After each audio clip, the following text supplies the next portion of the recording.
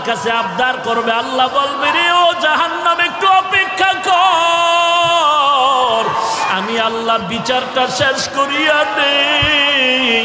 বিচারটা শেষ করার পরে এরপরে তোর কাছে গুনাহগার গুলো পাঠায় দিব। জাহান্নাম থামতে রাজি না। আল্লাহ তাআলা বলেন, ও জাহান্নামের শিকল দিয়া ধরে রাখ, জাহান্নামকে শিকল দিয়া বেঁধে রাখ। ৭০,০০০ রহমতের ফেরেশতারা জাহান্নামটাকে বেঁধে ধরে রাখতে পারে না। আমার নবী সিজদায় পড়ে কাঁদেন, ও আল্লাহ, জাহান্নামের ভিড়াও ভিড়াও, আমার একটা উম্মত যেন জাহান্নামে না যায়। জাহান্নামের ভয় আমার নবী সিজদায় পড়ে কান্না শুরু করবেন। আল্লাহ বলেন, ও নবী, আপনি একটুও কাঁদবেন না, আপনার উম্মতের জাহান্নামে আমি আল্লাহ দিব না। আল্লাহ কুদরতের হাতে একটু পানি দিয়া ফেরেশতাকে বলবে, জাহান্নামের গায়ে ছিটায়া দাও।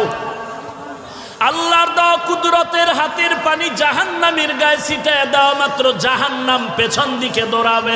ফেরেশতারা বলবেন, ওরে মালিক, শিকল দিয়া যেই জাহান্নামের ধরে রাখতে পারি না, একটু সামান্য পানি দেওয়া মাত্র জাহান্নাম পেছনে চলে গেল।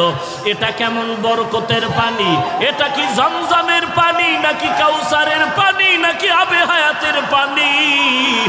আল্লাহ বলবেন, এটা তো কাউসারের পানিও না, জমজমের পানিও না, এই পানি হলো আমার গুনাহগার বান্দার চোখের পানি। আমার গুনাহগার বান্দা নবীর উম্মতেরা ঘুমায় নাই, গুনার ভয়ে, জাহান্নামের ভয়ে চোখের পানি ছেড়ে কান্না করে। এরে আল্লাহর বান্দা, এরে যুবক, একটু আমলনামার দিকে চোখ দুটো বন্ধ করে তাকায় দেখো। গুনার কারণে আমার হাত না পাক, আমার জিহ্বা না পাক, আমার অন্তর না পাক। গুনার কারণে আমার চোখ দুটো না পাক, আমার পা না পাক। আমার মতো জাহান্নামের আসামি আর কেউ নাই।